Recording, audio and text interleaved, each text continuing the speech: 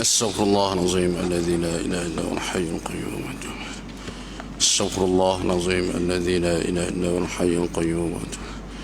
استغفر الله العظيم الذي لا إله إلا هو الحي القيوم. النبي الكريم وعلى آله وأصحابه الكرام، وإلى أرواح والدينا المشايخنا المعلمين الأستاذنا، وجميع من المسلمين المسلمات والمؤمنين والمؤمنات، شأن الله لهم الفاتحة. أعوذ بالله من الشيطان الرجيم. بسم الله الرحمن الرحيم. الحمد لله رب العالمين الرحمن الرحيم مالك يوم الدين.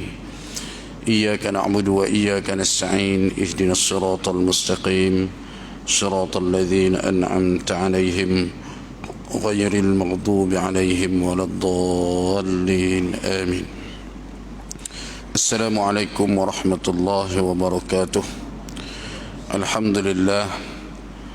الحمد لله الذي نحمده ونستعينه ونستهديه ونستغفره، ونعوذ بالله من شرور أنفسنا ومن سيئات أعمالنا. من يهد الله فلا مضل له ومن يضلل فلا هادي له. أشهد أن لا إله إلا الله وحده لا شريك له، وأشهد أن سيدنا محمدا عبده ورسوله.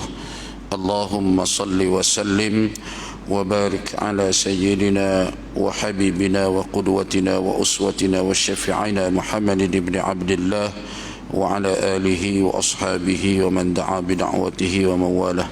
سبحانك لا علم لنا إلا ما علمتنا إنك أنت العليم الحكيم. اللهم رب اشرح لي صدري ويسر لي أمري واحلل عقدة من لساني يفقه قولي. اللهم أغننا بالعلم وزينا بالحلم وأكرمنا بالتقوى وجملنا بالعافية. اللهم فقهنا في الدين وعلمنا التأويل واجعلنا من عبادك الصالحين واهدنا إلى صراطك المستقيم. اللهم اجعلنا من الذين يستمعون القول فيتبعون أحسنه. ولا حول ولا قوة إلا بالله العلي العظيم. ولا حول ولا قوة إلا بالله العلي العظيم. ولا حول ولا قوة إلا بالله العلي العظيم. اللهم آمين. وقد قال الله تعالى في كتابه العزيز وهو أصدق القائلين بعد أعوذ بالله من الشيطان الرجيم: من كان يريد العزة فلله العزة جميعا، إليه يصعد الكلم الطيب والعمل الصالح يرفعه، والذين يمكرون السيئات لهم عذاب شديد ومكر أولئك هو يبور. صدق الله العظيم. Siapa yang mahukan kemuliaan, maka hendaklah ia berusaha mencarinya dengan jalan mematuhi perintah Allah. Karena bagi Allah jualah segala kemuliaan. Kepada Allah lah naiknya segala perkataan yang baik yang menegaskan iman dan tauhid untuk dimasukkan ke dalam kira-kira balasan, dan amal yang soleh pula diangkatnya naik sebagai amal yang makbul yang memberi kemuliaan kepada yang melakukannya. Dan sebaliknya, orang-orang yang merancang kejahatan untuk mendapat kemuliaan adalah bagi mereka azab siksa yang berat, dan rancangan jahat mereka kalau berkesan akan rosak binasa. Surah Fatir ayat yang ke-10. Sabda Nabi sallallahu alaihi wasallam, haddatsana Abu Nu'aim haddatsana Zakaria an Amir qala sami'tuhu yaqulu sami'tu Nu'man bin Bashir يقول قال رسول الله صلى الله عليه وسلم ترى المؤمنين في تراحمهم وتوادهم وتعاطفهم كمثل الجسد إذا اشتكى عضوا تداعى له سائر الجسد بالسهر والحمى. Telah menceritakan kepada kami Abu Nu'aim, telah menceritakan kepada kami Zakaria dari Amir, dan dia berkata, saya mendengar Nu'man bin Bashir berkata, lalu Rasulullah sallallahu alaihi wasallam bersabda, kamu akan melihat orang-orang mukmin dalam hal saling mengasihi, cinta mencintai dan sayang menyayangi. Mereka bagaikan satu tubuh. Apabila ada salah satu anggota tubuh rasa sakit, maka seluruh tubuhnya akan ikut terjaga dan demam, turut merasai kesakitannya. Hadis sahih riwayat Imam Bukhari dan Muslim. Alhamdulillah, yang pertama sekali kita panjatkan syukur pada Allah Subhanahu wa taala. Kita diberikan kekuatan, kesempatan, kelapangan masa oleh Allah Subhanahu wa taala, taufik dan hidayahnya untuk terus berada dalam rumah Allah yang mulia ini, ada di kalangan orang-orang yang menghidupkan masjid, memakmurkan masjid sebagai tempat untuk kita mengabdikan diri kepada Allah Subhanahu wa taala, untuk kita cari bekalan yang sebanyak mungkin untuk kita bawa bertemu dengan Allah Subhanahu wa taala di sana nanti insya-Allah. Tuan-tuan yang dirahmati Allah, kita malam ni merujuk pada kitab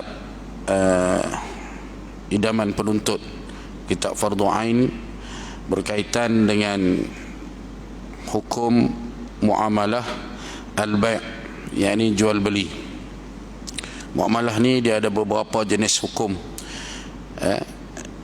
dan kita tak dapat lari dalam kehidupan kita ini tentang hukum hakam berkaitan dengan muamalah ini, kerana kita sentiasa berurusan dengannya.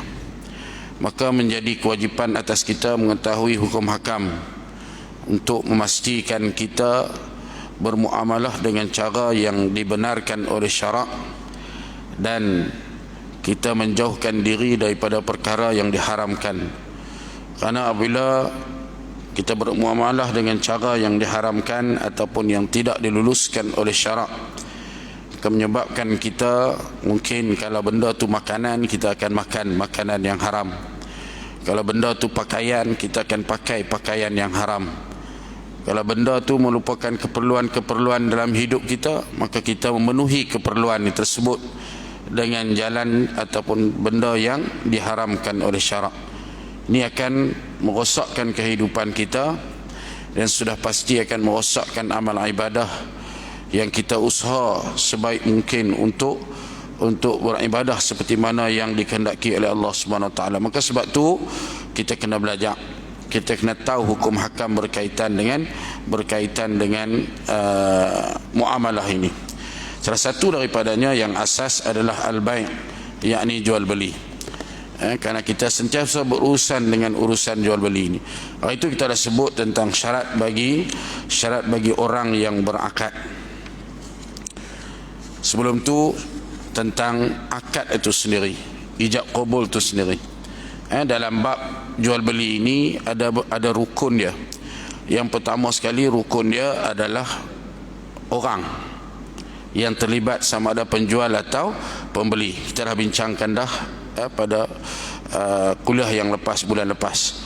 Yang keduanya tentang akad ataupun sirah ijab dan qabul. Yang ketiganya harga ataupun barang. Barang yang diakadkan itu sama ada yang dijual ataupun yang dibeli. Barang tu ada dua, satu yang dijual, satu yang dibayar. Dua-dua tu asal dia barang lah, pertukaran barang, jual beli ni. Jadi lah ni harga ataupun duit. Kita jual barang, kemudian pembeli bagi duit. Duit tu pun asal dia adalah barang. Jadi bila sebut syarat pada barang yang diakadkan, malam ni tajuk tu nah. Syarat pada barang yang diakadkan. Barang tu ada dua, kena faham dua. Yang pertama, barang hak jual, lagi satu barang hak pembeli bayar. Itu pun dua-dua tu nama barang. Syarat dia sama aja. Syarat dia sama. Yang pertama, syarat pada barang yang diakadkan iaitu harga dan barang jualan. Harga dan barang jualan, maknanya yang dibayar oleh pembeli dan yang diberi oleh penjual. Yang pertamanya hendaklah suci ainnya atau kena najis yang boleh disucikan. Ain ataupun benda tu sendiri suci, bukan benda yang najis. Maknanya tak sah berjual beli benda yang najis, ainnya najis, ataupun yang kena najis, mutan najis, yang boleh disucikan. Benda yang kena najis yang boleh disucikan. Banyaklah kan, benda tu bukan asal dia najis, tapi dia terkena najis. Bila terkena najis, kita tahu kan hukum hakam berkaitan dengan cara menyucikan najis. kebanyakannya najis mutawassithah lah. Kalau najis mughallazah tu tak boleh ya. Ain dia sendiri adalah najis. Kalau anjing, babi, tu boleh jual beli tak? Tak boleh. Tak boleh. Tu orang duk tembak babi duk pergi jual tu. Jaga. Dia kira lagu mana tu. Memang tak boleh. Nak cuci babi guna. Mana boleh cuci babi? Melainkan benda tu hak kena najis babi, hak tu boleh cuci. Kan? Kena orang kata babi pijilat, anjing pijilat, hak tu kita boleh suci. Tapi kalau babi dan anjing tu sendiri, dia tu ain dia adalah najis. Jadi tak boleh dijual beli. Jadi hendaklah suci ainnya, atau benda tu, barang tu, ataupun kena najis yang boleh disucikan. Ya. Maka tidak sah dijual benda yang najis seperti anjing, arak, gading gajah, sumbu badak dan lain-lainnya, sekalipun ia boleh suci dengan berubah, umpama arak dan kulit bangkai. Dia ain dia tu asal dia kena najis, memang dah tak boleh disucikan. Tak boleh disucikan dah. Ataupun benda yang terkena najis yang tak boleh disucikan. Apa dia benda hak kena najis tapi tak boleh suci? Boleh faham tak maksud? Dia asal dia benda tu tak najis tapi dia terkena najis, dan bila dia kena tak boleh nak suci. Benda-benda ni antaranya benda yang berupa cecair, ayak, kan? Ayak masuk dekat dalam tu benda yang najis, boleh suci tak ayak tu? Tak boleh suci ya. Susu ke apa ke yang kena benda yang najis, dia tak boleh nak suci, tak boleh nak pisah, tak boleh nak basuh dia. Nak basuh ayak guna, nak basuh susu guna. Jadi kalau dah kena tak boleh disucikan lagi benda tu. Tiada sah jual benda yang kena najis yang tiada dapat hendak dibersihkan, jual secara bersendian seperti cuka, susu, minyak dan cecair yang kena najis. Itu yang disebut tadi. Benda ni benda yang tak boleh disucikan, benda yang berupa cecair, yang tak boleh disucikan sama sekali. Adapun jika barang yang dijual itu kena najis dan dijual secara ikutan, seperti jual tanah yang ada di atasnya rumah yang diikat batu-batunya ataupun batanya dengan pasir yang diambil daripada kolam jamban, sah jualan tanah itu kerana najisnya itu mengikut barang lain yang suci. Jual dia saja tak boleh, tapi kalau dia mengikut barang yang suci tadi, yang tu boleh, kerana tak boleh nak dipisahkan. Tak boleh nak dipisahkan. Contoh bata hak dibuat daripada pasir ataupun tanah yang diambil daripada kolam jamban, najis lah kan. Jadi dah buat dah rumah tu di atas tanah tu, dia beli tanah sekali dengan rumah-rumah, maka dia berpindah sekali dengan tanah tersebut. Yang tu tak dapat dipisahkan. Sah jualan tanah itu kerana najisnya itu mengikut barang lain yang suci. Jadi akad itu berlaku atas yang suci, dan najis itu ikut sama secara berpindah tangan sahaja. Keadaan semacam itu tak dapat hendak dielak. Ini kita faham itu. Benda ni kita tak berapa susah sangat. Jadi saya baca laju lah. Seperti ini juga hukum menjual sahaya, yakni hamba, yang ada pada badannya cap-cap yang dicucuk dengan jarum, darahnya jadi hitam dan berupa macam-macam gambar. Sahlah dijual dan najisnya secara mengikut sahaja. Kalau ni mudahnya macam lukis tatu lah kan. Beli hamba yang ada lukis tatu. Jadi dia terikut apa yang dibuat tu pada badan dia, kita beli dia. Jadi najis yang ada pada badan dia tu ikut sekali. Itu sah. Seperti ini juga hukum menjual sahaya tu yang disebut tadi. Termasuklah di dalam golongan ini sedekah. Maksud dia jual beli dalam bab benda yang najis tadi sama juga dengan sedekah. Sedekah pun tak boleh. Sedekah benda yang najis. Begitu juga dengan hebah atau wasiat dengan mata benda yang ada najis, hukumnya sah secara pindah tangan sahaja, tidak secara memilikkan dia. Dia pindah tangan saja, tak sah secara memilikkan dia. Maknanya jual beli tidak dibenarkan sama sekali dalam soal benda-benda yang najis tadi. Nak bagi macam tu, bagi cara pindah milik je lah, pindah tangan saja. Cara pindah tangan saja. Tu yang pertama.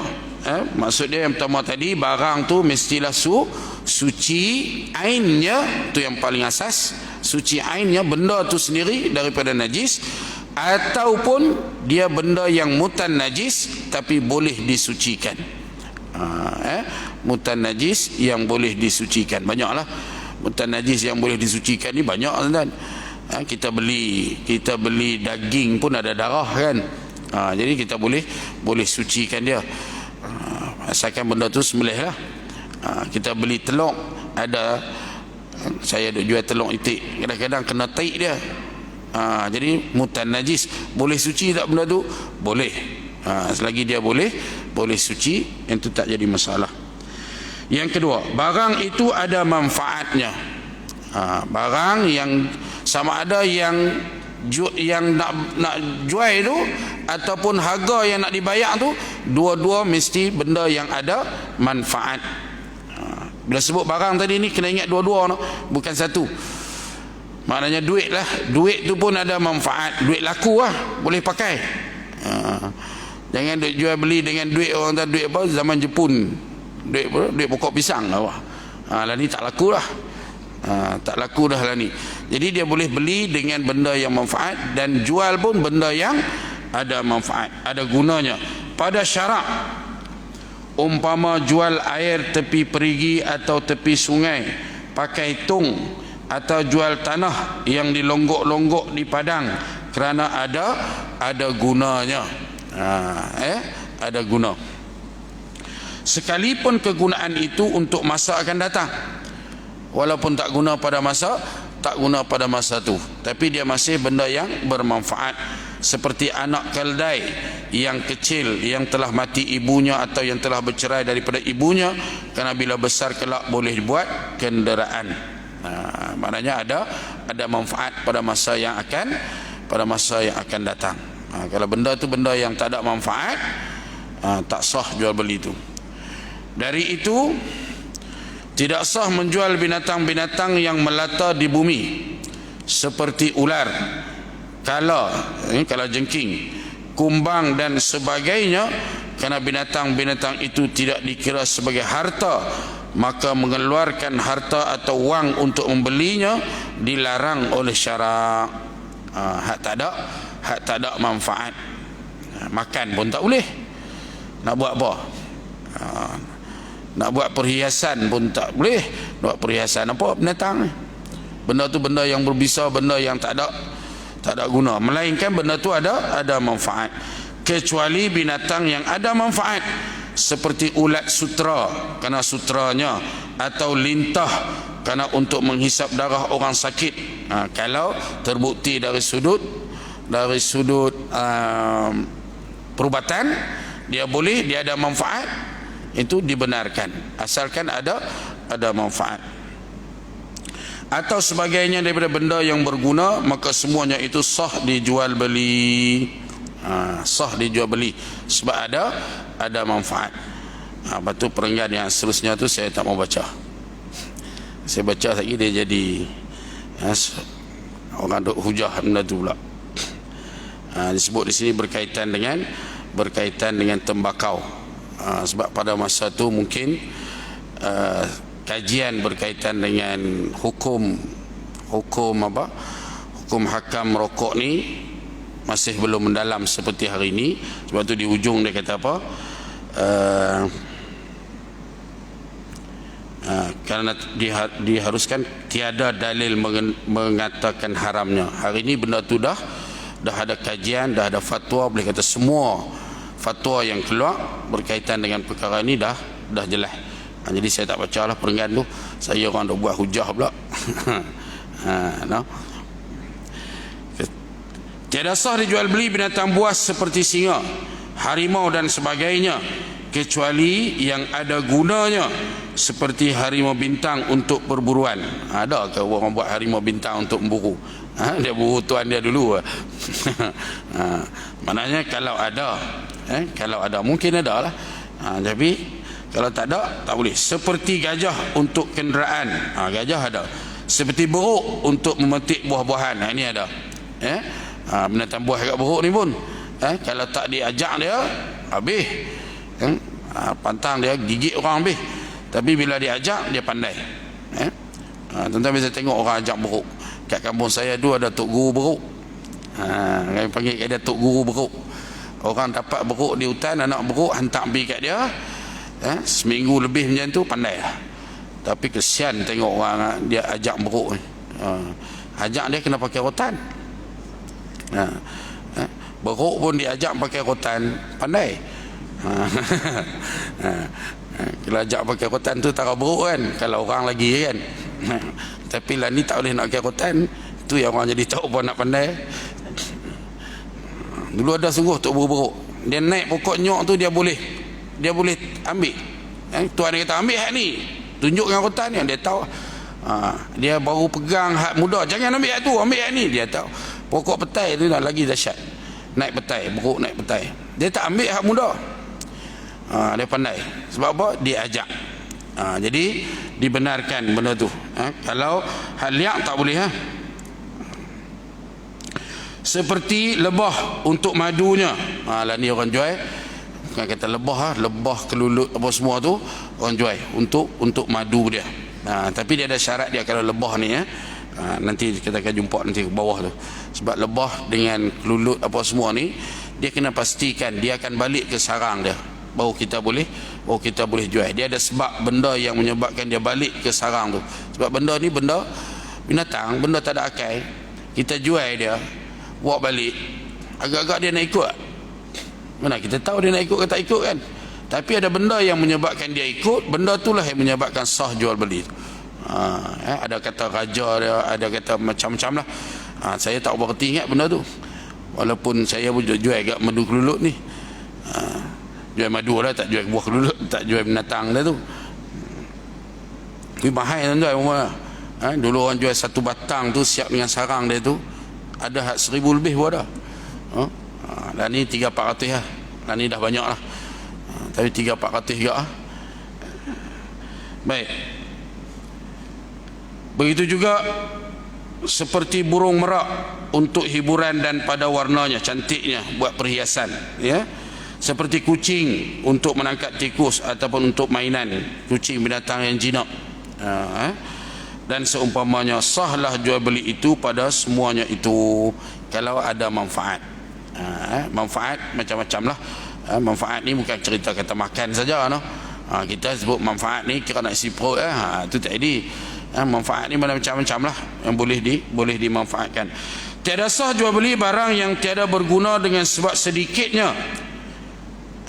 Kita beli barang tu barang yang berguna, tapi kalau sikit dia jadi tak ada manfaat. Seperti 2-3 biji gandum atau 2-3 biji anggur dan lain-lain daripada benda-benda yang tiada nilainya pada ghalib, pada kebiasaannya. Buat apa beli 2-3 biji gandum? Nak buat apa? Nak makan pun tak boleh, takkan nak balik masak serupa dengan beras, beli 2-3 biji beras, jual 2-3 biji. Melainkan jual itu untuk tujuan nak buat benih. Lah ni ada orang jual, tuan-tuan tengok. Saya masuk dalam grup pertanian ni, dia orang nak jual benih padi humor. Satu paket tu RM30. Satu paket kecil tu RM30. Siapa nak try tanam di rumah boleh. RM30 padi humor. Tapi saya tengok padi humor. Padi humor pun tak tahu lah. Saya kecil-kecil dulu duk tanam padi humor di bukit. Tengok tu teringin juga, rasa nak cuba balik. Padi humor ni boleh ditanam, tak payah pakai benang, tak payah pakai ayak. Dia punya beras pun sedap. Jadi kalau jual sebiji dua ni tak boleh, tak ada manfaat. Dari itu tiada wajib diganti jika dibinasakan sekalipun haram. Jika dibinasakan sekalipun haram dirampas. dan wajib dikembalikan kepada tuannya. Tak boleh dirampas, wajib dikembalikan. Haram dan tidak sah menjual racun yang boleh membunuh atau mencederakan sama ada sedikit atau banyak. Ini kena baca sampai habis. Tetapi jika banyak boleh mendatangkan bahaya dan sedikit tidak membahayakan dan ada gunanya, nescaya harus dijual. Saya rasa racun untuk membunuh serangga atau membunuh lalang tak ada jalan dikatakan tak sah dan haram dijual. Mungkin maksud ulama fiqah mengatakan haram dan tak sah itu pada racun untuk membunuh manusia atau binatang yang tidak berdosa. Beli racun kan, racun dengan tujuan dia tak ada tanah, tak ada apa pun, tapi beli racun, tujuan dia mungkin nak buat orang, nak meracun orang. Jadi hak ni memang daripada awal lagi dah diharamkan. Begitu juga dengan benda-benda yang lain, benda-benda yang lain, senjata dan sebagainya. Kalau tujuan dia nak memudaratkan orang, dari awal lagi jual beli itu adalah haram.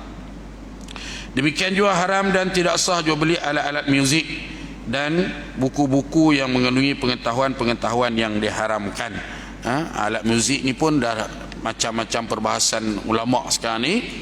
Kita merujuk baliklah pada perbahasan. Tapi kalau kita tidak melalaikan, umumnya benda yang tidak melalaikan taklah sampai haram.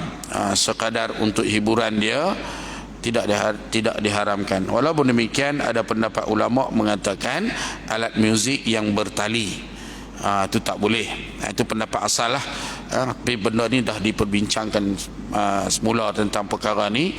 Cuma hari ni kita ambil selagi dia tidak melalaikan, maka tidak diharamkan ataupun diharuskan. Begitu juga dengan muzik itu sendiri. Yang seterusnya, yang ketiga, bahawa keduanya, yakni penjual dan pembeli, ada kuasa memberi atau menyerah bagi diterima barang dan harganya. Barang dan harga tadi, penjual dan pembeli ada kuasa memberi atau menyerah. Maknanya barang tu barang yang milik dia, dia ada kuasa nak bagi ataupun dia kuasa nak serah. Sama ada milik dia sendiri ataupun dia diwakil. Dia ni merupakan wakil. Wakil juga dibenarkan dalam urusan jual beli. Nanti ada satu tajuk di belakang nanti, lebih lambat lagi lah mungkin, bab wakalah. Wakalah ni bab wakil. Dibenarkan dalam bab jual beli ini menggunakan wakil. Dari itu tidak sah menjual sahaya atau binatang yang sudah lari atau yang sudah sesat atau yang sudah dirampas orang, padahal pembeli tiada upaya hendak mengembalikan atau mendapatkan balik. Tetapi jika boleh dapat dengan tiada kena belanja, sah jualan itu. Lembu ke terlepas ke tak boleh nak tangkap, tak boleh dia jual beli benda tu, tak boleh nak serah. Tiada sah menjual burung yang terbang di awan sekalipun biasanya ia balik ke sarangnya. Keadaan yang demikian itu tidak boleh dipegang kerana binatang tidak mempunyai akal. Jual burung, walaupun burung tu memang burung dia, tapi dia lepas. Burung merpati ke apa ke, dia lepas. Dia kata aku jual, dia tunjuk duduk kat atas dahan tu, nak tangkap tak boleh. Tunggu dia balik masuk dalam sarang, baru boleh jual. Demikian juga ni saya sebut tadi, lebah tadi. Demikian juga tidak sah menjual lebah dalam sarangnya padahal rajanya tidak ada dalam sarang itu. Tetapi kalau ada, sahlah dijual kerana boleh dipercayai jika ia keluar akan kembali semula. Saya pun tak tahu raja lebah ni lagu mana. Orang berdesa duk main dengan lebah dia tahulah. Lebah dia boleh balik ke sarang dia sebab masih ada raja dia. Ada siapa hak tahu macam mana raja lebah? Saya pun tak erti, tak berani, bukan tak erti. Dia jumpa sarang banyak tapi nak picek tak berani. Cari penyakit tu. Tiada sah menjual ikan dan seumpamanya yang ada di dalam kolam yang luas jika sukar hendak mengambilnya, dan sah jika mudah mengambilnya. Lalu macam mana tuan-tuan? Orang pernah tanya saya, orang Melaka kalau tak silap, saya pun tak tahu macam mana dia dapat nombor mesej main, dia cerita bersalah hukum memancing di kolam memancing. Itu satu. Lagi satu, hukum menyertai pertandingan memancing. Macam mana nak jawab? Memancing di kolam memancing yang berbayar, memang bayar lah kan, memang bayar. Apa hukum dia? Pertama sekali dia kena pastikan bukan yang dibayar tu ikannya, sebab ikan belum pasti dah dapat, servis dia saja. Sebab mancing hari ni dah jadi macam satu apa orang panggil, satu hobi yang boleh menenangkan orang lah. Saya tak tenang. Saya pening kepala kalau pergi mancing macam ni. Rimah kalau pasal tak dapat. Ada orang dia kalau tak boleh mancing seminggu, dia susah hati. Isu baru ni PKP kan, tak boleh pergi mancing. Ingat orang tu pasal tak boleh pergi mancingnya. Kita duk ingat tak boleh pergi masjid, tak boleh pergi tu, tak boleh pergi kerja. Mereka ingat saya tak boleh pergi mancing. Rupanya orang tak boleh duduk macam tu. Jadi dikatakan servis tu. Tapi kalau pertandingan, kena ingat tandingan mancing ni dia punya hadiah hebat-hebat tu. Macam mana tuan? Dia kena pastikan hadiah tu bukan daripada duit penyertaan. Mana-mana pertandingan pun hadiah tak boleh ambil daripada duit ataupun yuran pendaftaran. Dia kena ambil daripada lain. Dia kena ambil daripada sumber yang lain. Kerana apa? Kerana itu dianggap sebagai salah satu daripada unsur judi. Salah satu daripada unsur judi. Jadi kita nak buat apa-apa pertandingan, jangan duk bagi hadiah dengan duit tu, dengan duit yuran pendaftaran orang tu. Dia kena ambil, cari daripada sumber yang lain untuk bagi hadiah. Jadi tadi cerita bab ikan tadi. Kalau di kolam yang besar, kita bukan jual ikan dia tu, sebab susah nak tangkap, melainkan di tempat yang kecil yang mudah diambil. Macam jual ikan Hak Jizo dia jual tu tak apalah, hak tu pergi cekak bila pun dapat. Itu tak ada masalah. Duduk dalam kolam ni. Ada banyak masalah-masalah yang tiada sah jual beli, tiada dapat hendak disebutkan kesemuanya kerana terlalu panjang. Pendeknya, jika pada barang atau harga itu ada hal yang tak yakin, maka jualan itu tidak diluluskan oleh syarak. Tak yakin boleh dapat, tak yakin macam-macam lah benda yang meragukan, tak yakin boleh tangkap burung yang terbang, tak yakin boleh dapat ikan yang duduk dalam kolam, maka benda tu masih benda yang tak yakin, yang diragukan ni tidak diluluskan oleh syarak, kerana boleh membawa kepada tipu daya dan tiada keredaan salah satu daripada dua pihak. Prinsip Islam tak mahu ada tipu daya antara manusia. Jadi dalam bab jual beli, antara benda yang diharamkan adalah tipu daya. Malah menjadi antara sebab diturunkan azab oleh Allah Subhanahu wa taala. Dalam Al-Quran pun sebut antara punca manusia ditimpakan kemarau adalah kerana menipu timbangan. Tipu dalam bab jual beli ni sangat-sangat dilarang, sangat-sangat dilarang. Bukan kata ni termasuklah penjual ataupun pembeli tak boleh ada tipu daya. Unsur-unsur tipu daya ni benda yang sangat-sangat dilarang dalam Islam. Yang seterusnya, yang keempat, barang atau benda yang diakadkan itu dimiliki oleh yang berakad dengan milik yang sempurna. Dari itu tidak sah jual sesuatu barang yang belum diterima. Qabat ni maknanya belum diterima di tangan, kerana belum sempurna milik. Perkataan qabat itu asal maknanya pegang, maksudnya di sini sudah diterima, dipegang dan diambil alih. Demikian juga tidak sah jual beli faduli, iaitu jualan barang tadi atas tadi faham tak? Maknanya benda tu benda yang dah sah milik penjual atau milik pembeli. Kalau barang hak nak jual itu milik penjual, barang yang nak dibeli itu, nak dibayar tu, harga tu milik pembeli. Itu sah milik, ya, sah milik, telah diterima barang tersebut. Demikian juga tidak sah jual li faduli, iaitu jualan barang orang yang penjual itu bukan wakil dan bukan wali kepada tuan barang, kerana bukan miliknya sekalipun diluluskan oleh tuannya. Ini pendapat qaul yang jadid. Ada dua pendapat dalam bab ni. Apa dia faduli ni? Orang yang tak dilantik sebagai wakil pun dia, dan dia bukan penjaga pada harta yang dijual tersebut. Contoh macam penjaga anak yatim, dia bukan pun, dia orang tak ada pasal-pasal, dia pergi jual, dia pandai-pandai dia pergi jual, asal daripada perkataan fad, lebih, dia berlebih-lebih, orang tak suruh dia pun, itu makna faduli tadi, dia berlebih-lebih, dia melampau dalam urusan dia, orang tak wakilkan dia, orang tak suruh dia. Jadi keadaan macam tu, jadi bukan miliknya. Qaul jadid, dalam mazhab Syafi'i dia ada dua qaul, satu qaul jadid, satu qaul qadim. Dalam qaul jadid kata sekalipun diluluskan oleh tuannya, kerana apa? Kerana pada masa jual beli itu tuan dia tak tahu. Pada masa jual beli itu tuan dia tak tahu, dia pun tak diwakilkan pun, dia pandai-pandai dia ya. Ini pendapat qaul jadid. Tetapi menurut qaul qadim, jual beli faduli itu terhenti atas keredaan tuan yang empunya barang. Jika ia meluluskan, luluslah, yakni sah, dan jika ia tidak meluluskan, tidaklah sah.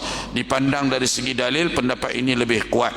Tapi dalam bila kita mengaji bab mazhab Syafi'i ini, kita akan ikut qaul jadid, qaul yang baru.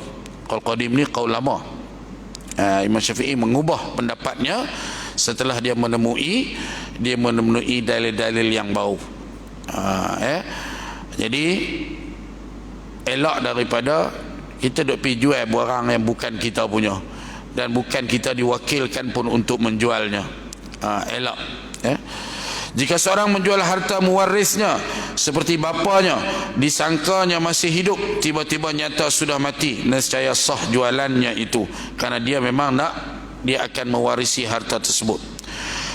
Bahawa penjual dan pembeli mengetahui akan ain barang dan ain harga pada jual beli yang muayyan yang berlaku di hadapan mata keduanya, atau mengetahui akan kadarnya dan sifatnya pada jual beli yang dipesan. Maksud dari sini, penjual dan pembeli tahu akan barang tu, ain barang tu, kadar dia apa semua dia tahu pada jenis jualan yang memang ada di depan mata.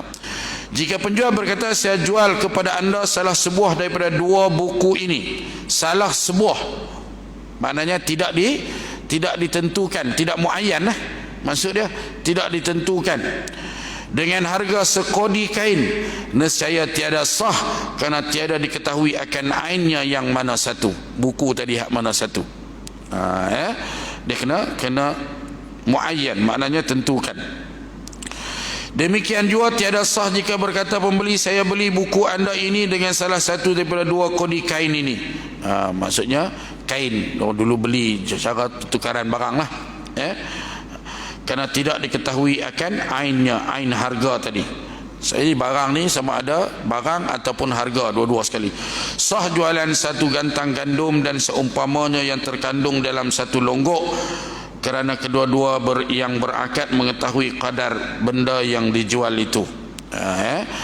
Ni dia tahu kadar benda yang dijual, tak jadi masalah walaupun dia di longgok. Sah dijual satu timbun gandum yang tiada diketahuikan sukatannya dengan harga RM5 tiap-tiap segantang, atau jual tanah yang tiada diketahuikan berapa kaki persegi dengan harga RM5 tiap-tiap kaki persegi. Maknanya dikhususkan harga tu pada jumlah dia yang sebenar. Nanti bila beli dia akan ukur balik lah, dia akan ukur balik, dia tak letak terus aku jual selonggok gandum ni dengan harga RM500, dia kata contoh dia kata RM500, kadar dia segantang RM5. Bila ukur-ukur tak sampai 100 gantang, jadi tak sah tu, sebab dia buh terus RM5. Tapi dia kata aku jual gandum ni selonggok kat hang dengan harga sekilo ataupun segantang RM5, kau ni pun setuju aku beli dengan harga segantang RM5, tapi dia beli selonggok, Jadi sukat balik, tak kira lah berapa yang dapat, dia akan bayar ikut jumlah. Yang itu tak jadi masalah. Tetapi jika penjual berkata, saya jual kepada anda satu longgok gandum yang tiada diketahuikan sukatannya dengan harga RM500, ini sebut tadi, pada tiap-tiap satu gantang RM5, setelah disukat jika betul ada 100 gantang, sahlah jualan itu, dan jika tidak sampai 100 gantang, nescaya tidak sah. Jadi dia tak jual langsam semua sekali, dia jual satu-satu, hak tu dibenarkan. Demikianlah dikiaskan pada misal-misal yang lain. Jika dapat diketahui ainnya, jualan itu sah, dan jika tidak dapat diketahui, tiadalah sah. Tiadalah sah.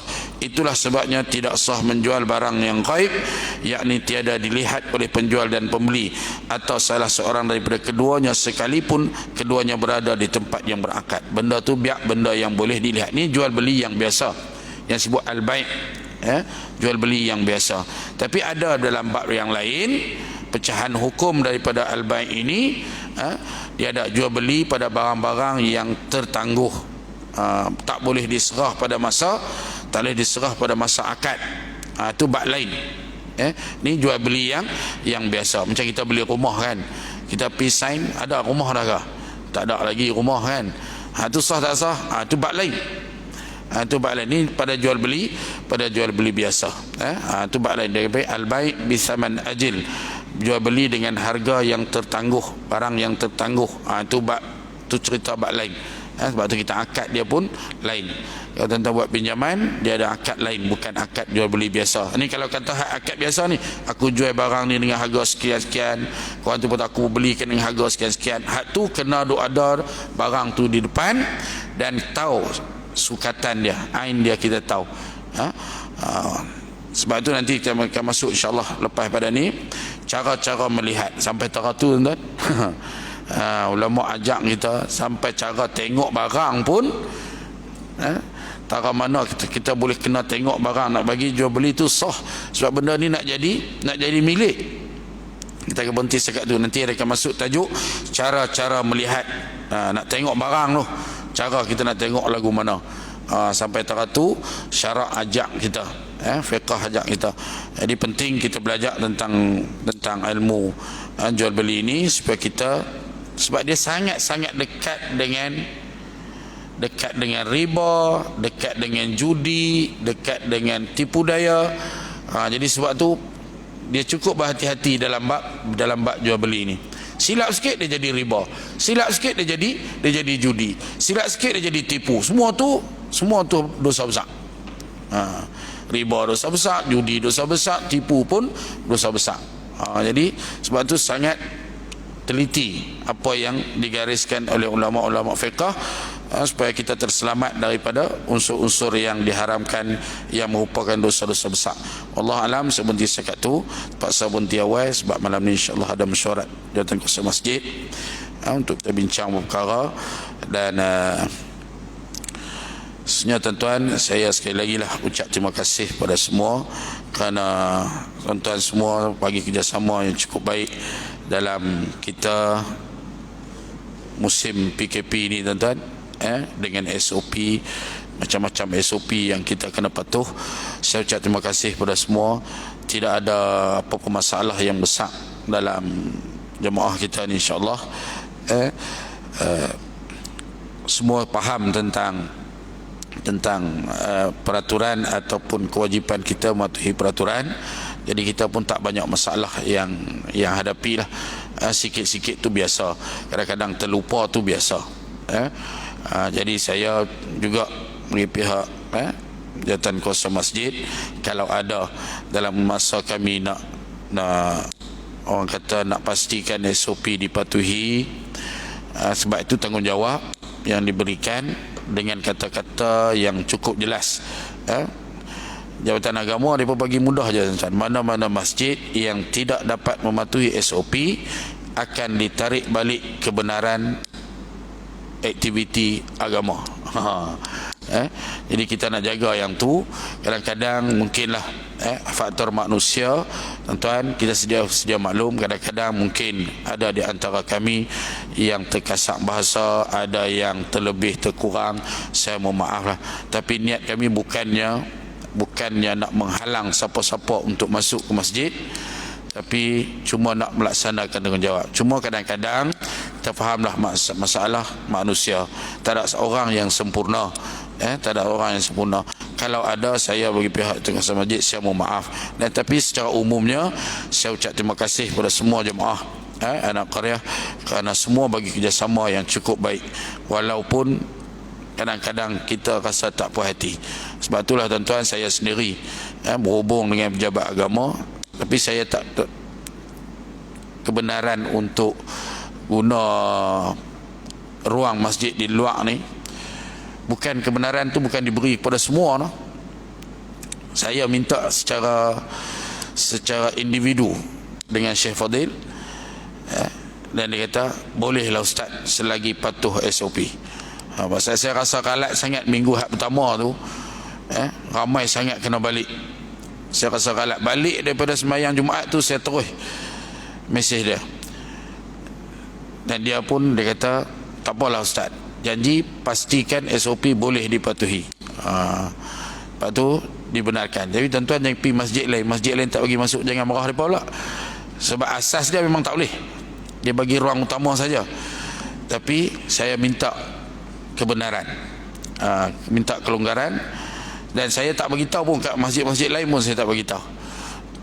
Jadi tuan-tuan kena fahamlah hak ni. Lepas tu saya berani, saya simpan mesej dia tu.